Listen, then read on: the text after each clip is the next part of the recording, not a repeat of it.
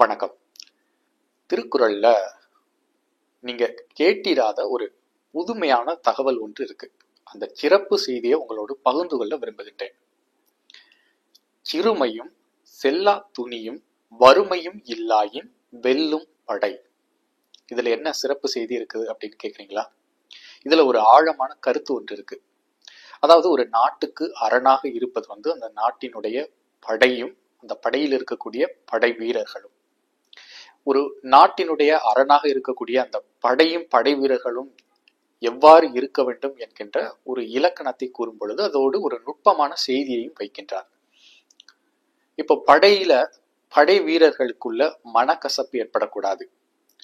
சிறிது காலம் படையில பணிபுரிந்துட்டு எனக்கு படையில இருக்க விருப்பம் இல்லை அப்படின்னு சொல்லிட்டு படையை விட்டு போர் வீரர்கள் செல்லவும் கூடாது.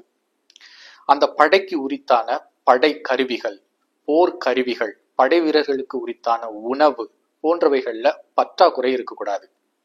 அது மிகுதியாத்தான் இருக்கணுமே ஒழிய குறையக்கூடாது. வறுமை இருக்கக்கூடாது அந்த படைக்கு அப்படிங்கிறாரு.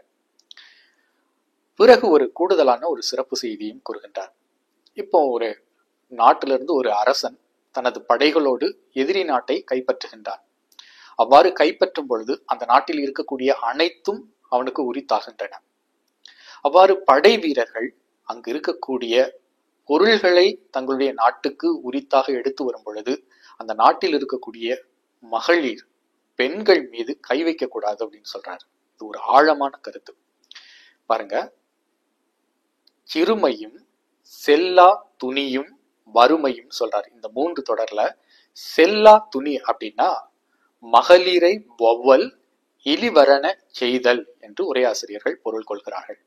அந்த நாட்டில் இருக்கக்கூடிய ஒரு நாட்டை வென்ற பிறகு அந்த நாட்டில் இருக்கக்கூடிய செல்வங்கள், பொருள்களை எல்லாம் தங்களுடைய நாட்டுக்கு எடுக்கும் பொழுது அங்க நாட்டில் இருக்கக்கூடிய பெண்கள் மீது கை வைக்க கூடாது அப்படின்னு கண்டிப்பா சொல்றாரு வள்ளுவர். இது ஒரு புதுமையான தகவல். மகளிரை பிடிக்கக்கூடாது, இழிவர செய்தல் கூடாது அப்படின்னு குறிப்பிடுறாரு. ஒரு புதுமையான தகவல், ஒரு சிறப்பு செய்தி, ஒரு ஆழமான கருத்து.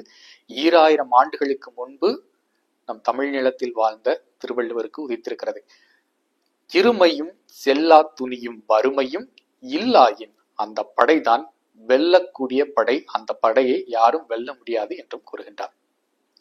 இந்த கருத்து, இந்த சிந்தனை உங்களுக்கு விருப்பமான சிந்தனையாக இருந்தது அப்படின்னா மற்றவர்களுக்கு பகிர்ந்து கொடுங்க.